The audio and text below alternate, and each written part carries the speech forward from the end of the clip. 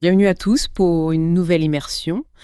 On va se pencher aujourd'hui sur une frappe russe qui a eu lieu récemment à Kryvyi en Ukraine. Ce qui est intéressant, c'est que on a des sources qui révèlent un décalage assez troublant entre ce que Moscou raconte et puis les infos qu'on a pu obtenir sur place. Donc, on va essayer ensemble de comprendre ce qui s'est vraiment passé et puis ce que ça implique.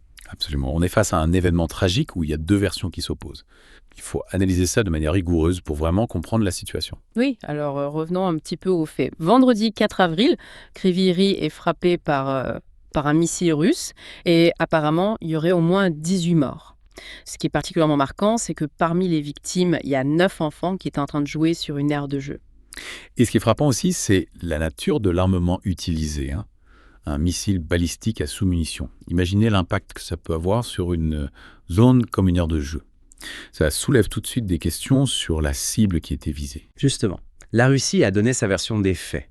Ils disent qu'ils ont ciblé un restaurant où il y avait une réunion de hauts gradés militaires. Alors, c'est là que le bas blesse. On a des témoignages et des preuves visuelles qui remettent en question la version russe. Par exemple, il y a Olé, un ancien soldat.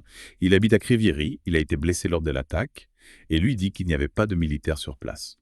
Et sa fille, Olena, elle parle de haine. Elle ressent la haine envers les Russes. Et il y a aussi les images de surveillance du restaurant.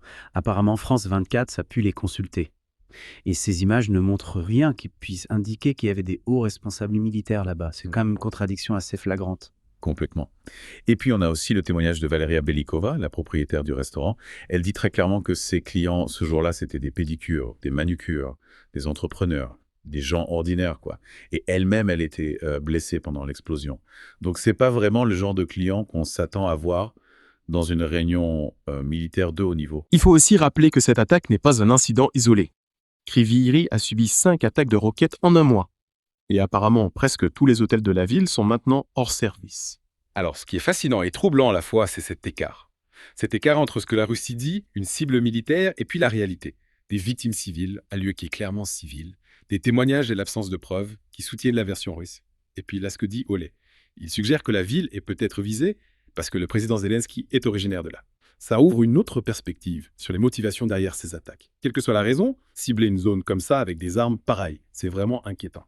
Donc en résumé, on a une divergence majeure. La Russie qui part d'une cible militaire, alors que tout indique qu'il s'agit d'une frappe sur une zone civile, avec un bilan tragique, la mort de 9 enfants. Et ça nous amène à une question pour vous. Qu'est-ce que cette contradiction nous dit sur la nature des conflits, sur les récits qui les accompagnent? Et puis quelle importance on accorde à la vérification des faits, surtout dans un contexte de guerre informationnelle comme celui-là?